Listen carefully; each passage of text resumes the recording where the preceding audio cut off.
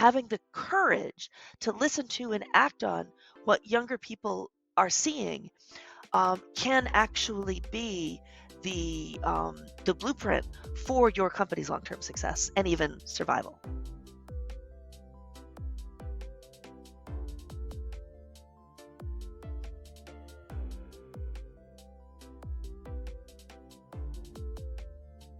I'm Leslie Shannon. I am the head of trend and innovation scouting for Nokia. From my experience with my teenagers, I have written a book called Virtual Natives. Virtual natives ask why about everything. There's a tolerance for fluidity for every aspect in, again, things that older generations might have found to be static. You have to understand that they're going to question things within the organization, and that might be uncomfortable. And if you don't give them a voice, if you don't listen to them, they're going to leave. Often innovation doesn't come from following the standard process. It comes from actually bringing in diversity and divergent thinking. Not everybody is included, and that's a problem. The digital divide is a real issue here. I think the whole education process, frankly, needs to be rethought. I think there's opportunity here for leapfrogging to occur starting in emerging markets. I really feel like we're just standing on the edge of kind of everything changing for the good. Do you ever feel like maybe you're being left behind by your children?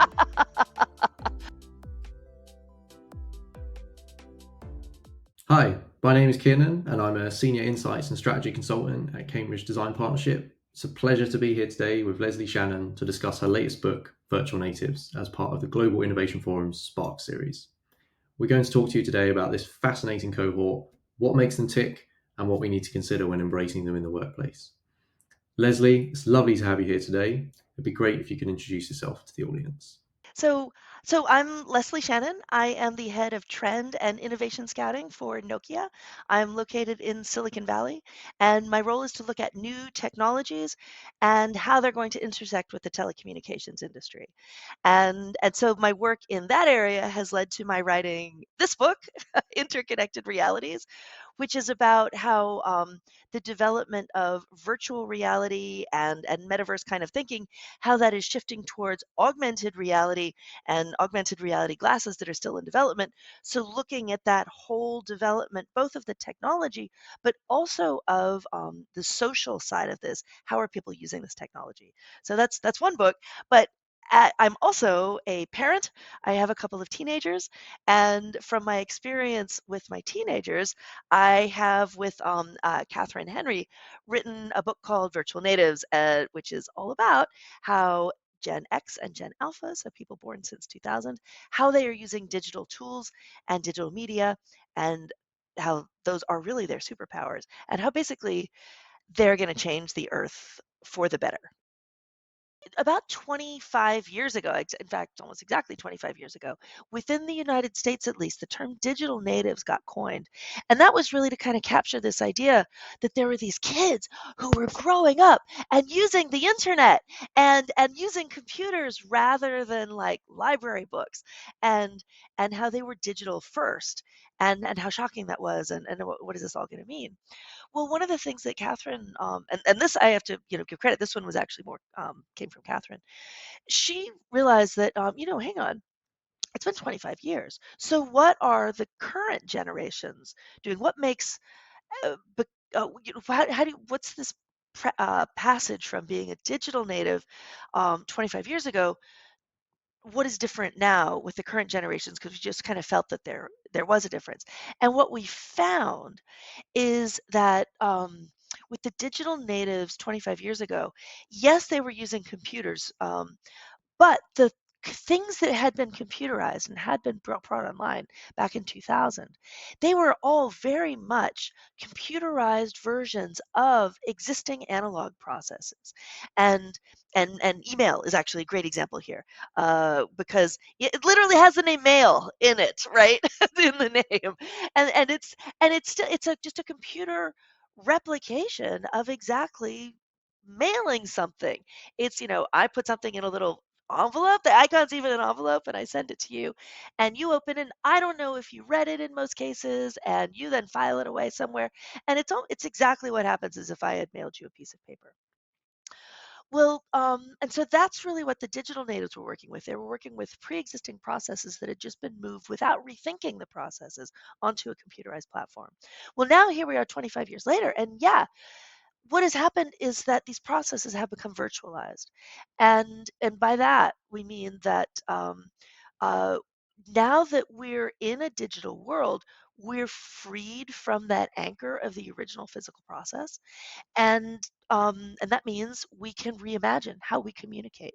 And so this has given rise to things like Slack and Discord, where now it's not just me sending you the electronic equivalent of a piece of paper, but we're able to post things up so the whole team can see it, and it lives there for the life of the project. And other ways that using the power of digital equipment, being able to communicate in more effective ways.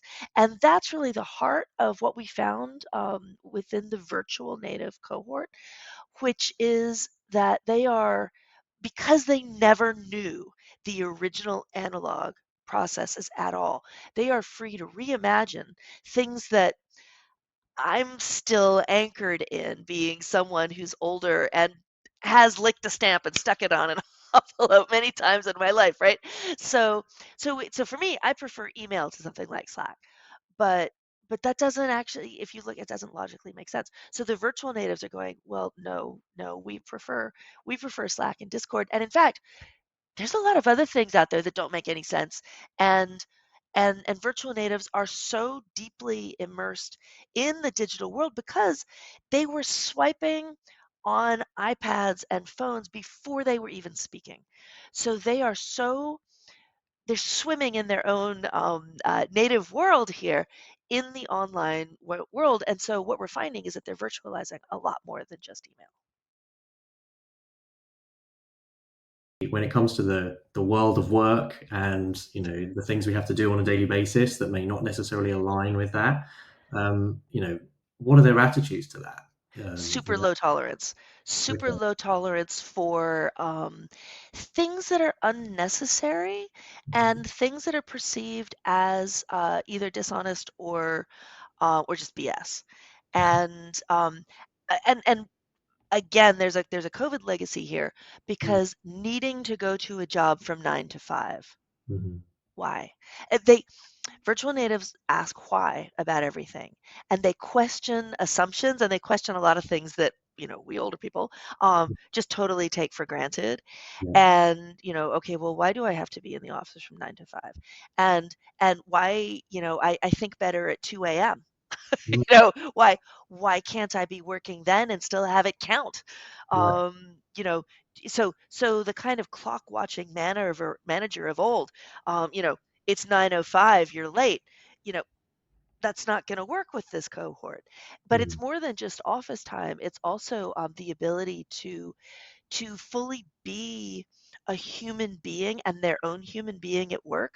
So Mhm. needing to, I don't know, take out the pink streak in your hair before you go to work with customers, or take out the nose ring. That doesn't fly.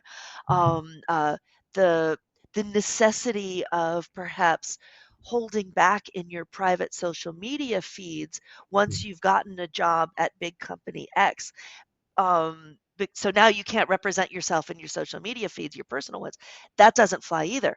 Mhm. So um, because there's not only is this a cohort that has seen, well, that's actually very well versed in anything digital, but they've also seen it, and this is very strong in the US, but I see it in other countries as well. They've seen that their older generations, so the millennials that came right before them, the millennials sacrificed everything for employers, and it didn't really work out. And they see that employers are don't give that much. There's no loyalty from employers. Employers will, sure, they'll give you a salary, but as soon as things are tough, they're gonna, they'll cut you loose. And and so there's a very much a holding back, and I am not going to locate my identity in this job. I Mhm. am going to remain my own person. Yeah. And so things like minimum effort Mondays Okay. and act your wage. That's from a particular TikToker. Um, Yeah. you know, and hey, it's 5 p.m. I'm done. I'm Yeah. done. If you want more from me, pay me more. Mm. And to older generations that can seem it can seem selfish, it can seem well, selfish. But frankly, as an older person who really gave everything to my job when I was younger and got precious little back, I think it's actually very good for mental health. And I'm really glad to see virtual natives really leaning hard into work-life balance. I think this is redressing an ill and an imbalance in our society, and I'm really excited to see this from a personal Yeah, level. yeah. It's an absolutely fascinating cohort, and I think from my own experience of working in here at CDP, which is, we're a people centric organization in terms of we start all our innovation looking at the end user and understanding them and their needs. And I think understanding the richness that sits within these cohorts is so valuable.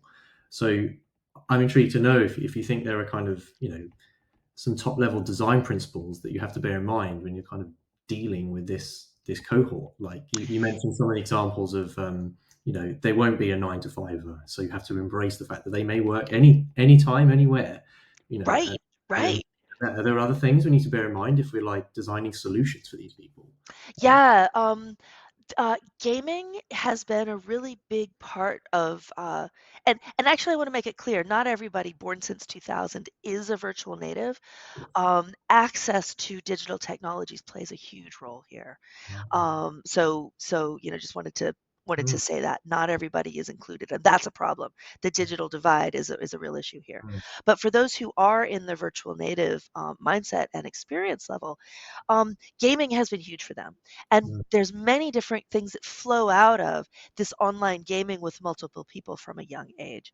mm, And one of them is that virtual natives are used to being the protagonist of their own story. mm, And again, that kind of, that feeds into the, I'm not going to sacrifice myself for work. mm, It's I have a sense of self that stands outside of work, and I'm going to protect that.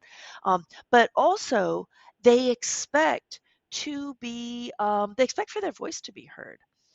mm, And that can actually lead to friction within corporations as well, because the bottom line is, I mean, virtual natives are so digitally skilled, and especially as we move into generative AI and understanding how to use generative AI in intelligent ways, mm, um, virtual natives get it. yeah. And so corporations need them, and you need the thinking and the diversity of thought that they bring. Um, but you have to understand that they're going to question things within the organization, and that might be uncomfortable. Mm, And if you don't give them a voice, if you don't listen to them, they're going to leave.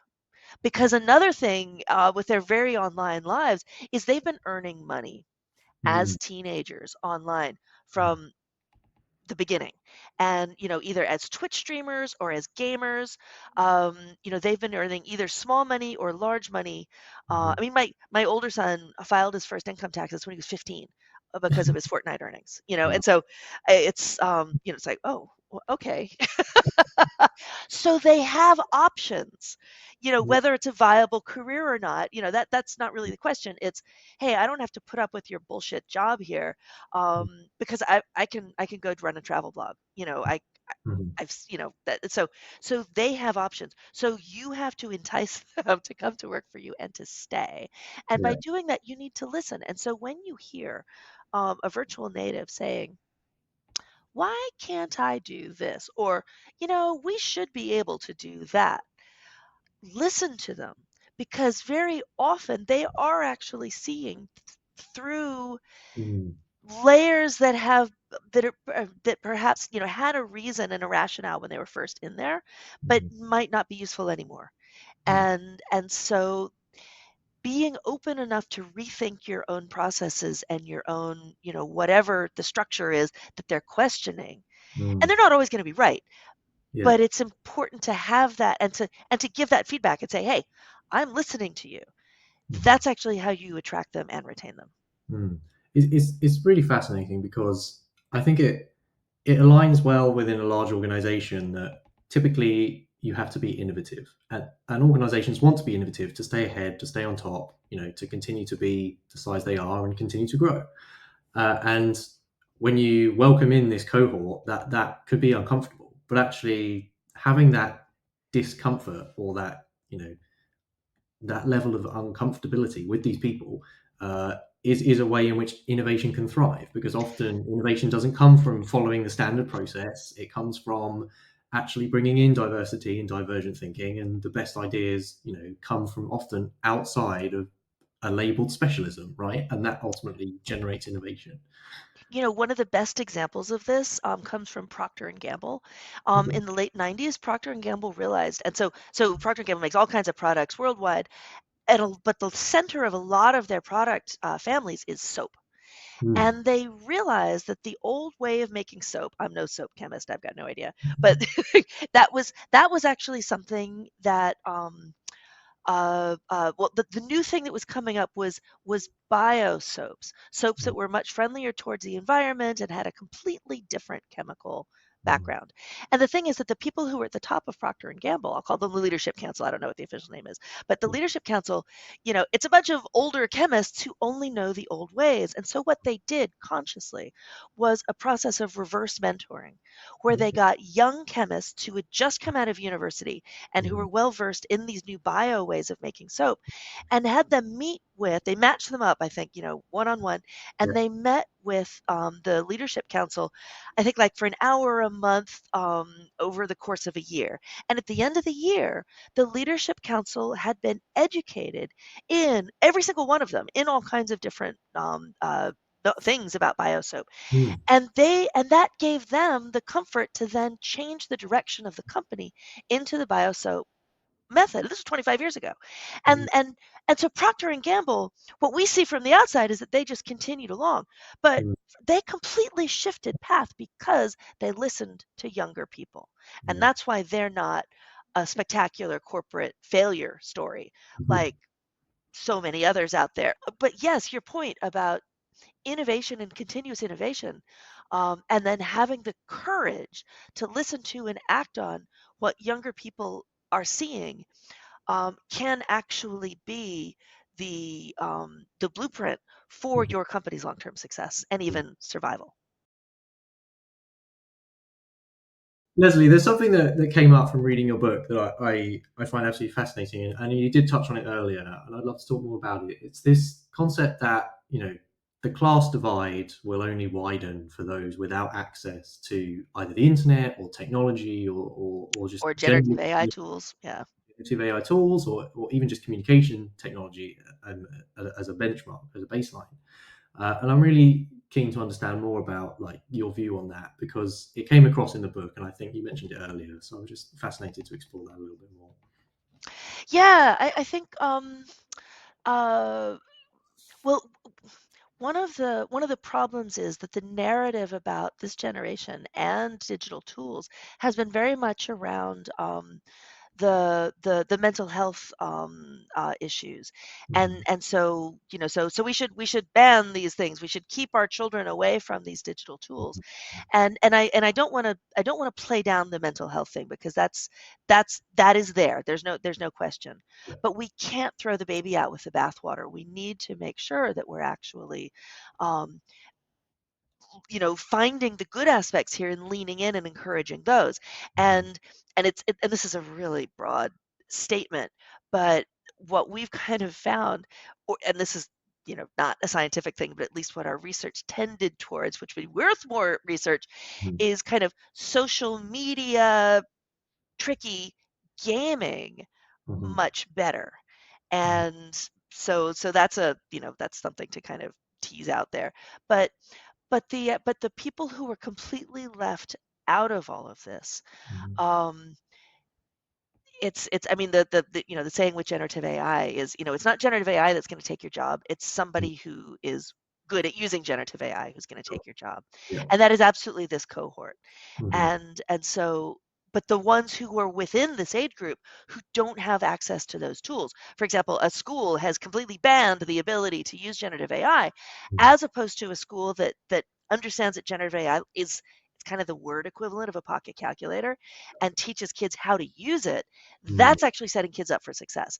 Yeah. Banning banning a smartphone in a classroom, sure, that makes sense. But banning the use of other digital tools from a Mhm. school because they're seen as somehow antithetical to the development of a well-rounded human being, that's just not realistic in this day and time. Yeah. So, yeah, so I think, the whole education process, frankly, needs to be rethought.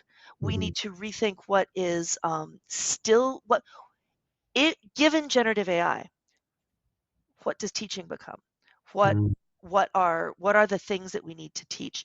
Do we need to teach more ethics, for Mm. example?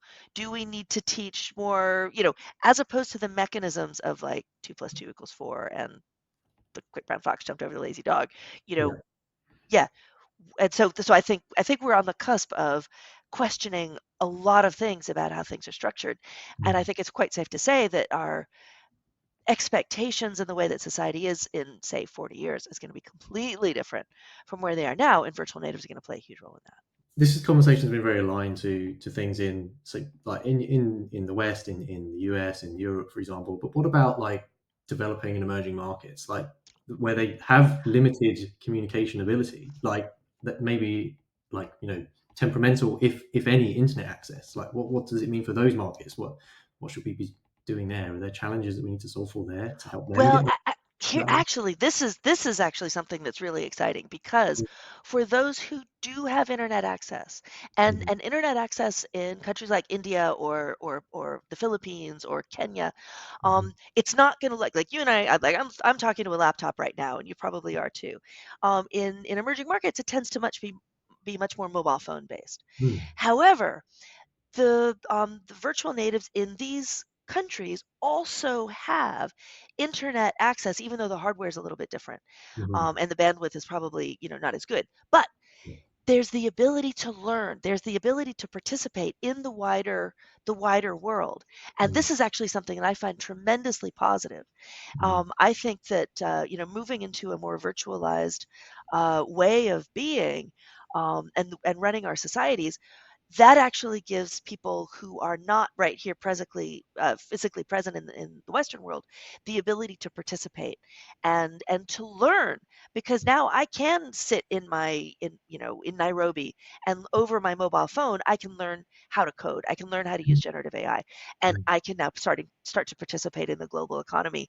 And I think we're going to see much more coming from Mhm. emerging markets in terms of uh, new thought processes and new ways of being that Mhm. actually match the needs for that part of the world. And if they can come up with low cost, low energy ways to solve problems, Mhm. they have the potential to actually ripple into the first world, because Mhm. we need low cost, low energy solutions too, but we don't have as much incentive. And so, anyway, the short answer here is I think there's opportunity here for leapfrogging to occur Mhm. starting in emerging markets. I think that there's one thing I'd like to touch on, maybe from a personal level, is you mentioned earlier being a mum to two teenagers, and I personally also the father of a 2-year-old toddler who keeps me awake for many hours more than they should. But I'm just keen to know, like as a parent in this rapid, ever changing world, like especially with teenagers who are I'm assuming virtual natives, and Very much so, yeah. like do you ever feel like maybe you're being left behind by your children? It's well, it's inevitable. I when I first started writing the book, we would Catherine and I would turn up things in our research of like, oh, this is what teenagers are doing, and I'd be thinking like, oh no, I know what my kids are doing. They're not doing this, and then I would check and say, hey, are you doing this Snapchat thing? And like, oh yeah, we do this all the time. It's like, what? I had no idea. Yeah, so there's and well, it's just the vocabulary is changing. Mhm. And so, the first time I heard like, the phrase "riz," I'm like, what the heck is that? It's like, oh, charisma. Oh, okay. It's so, I mean, that again happens with every generational shift, but Mhm. there's a global aspect thanks to platforms like TikTok and YouTube, where teenagers can talk to each other on a global scale, and so that kind of accelerates, I think, the creation of a subculture that we oldies are left out of. Um, but it also, and again, going back to the really positive view, and again, I don't want to sound too grandiose, but the fact that my kids have spent their entire childhoods dealing with people from Hong Kong or Albania or what, they understand that the other people in other countries are people, are human beings. And Mhm. I have a secret hope that this could be the foundations for eventual world peace. Mm. Understanding that people everywhere are people and they are relatable, and understanding a little bit about their culture, and, oh yeah, you eat this food and that looked really good. I'd like to try that again. I'd like to try that myself sometime. Um, this may be how we actually come to finally um, stop shooting each other all the time. That's a pretty big ask, though. It, it's a big ask, but as you say, like it sounds like the beginning points of that, effectively, as you say, you know, creating empathy, like for fellow people who are worlds apart in terms of cultural norms, is so key to that effort to reach that, that whatever the top of that pyramid might be. And that today that younger generation are already miles ahead of us in terms of their ability to understand and interconnect with these cultures, whether they be a culture based from a market, or whether they're a subculture that's kind of exists solely online. I imagine that building that empathy for them gives them empathy face to face with the people they meet on the street just walking to the shop as well. Right, right. And and again, going back to gaming, um, virtual natives are so used to representing themselves in avatars that can be quite fanciful and have nothing to do with what they look like in the physical world. And so so identity is actually, your identity is here, but your outward appearance is much more changeable and much more alterable. And so they understand that there's a difference between your outward appearance and your inner core. Mhm. And so therefore they're more willing to experiment with their own identity and to accept similar experimentation in others. And so understanding, the body that we're born into may not represent, who you actually are inside, and then that giving birth to, and whether, all kinds of things about that body, like what part of the world you were born into, or what gender you were born into, or whatever. There's a tolerance for fluidity for every aspect, in, again, things that older generations might have found to be static.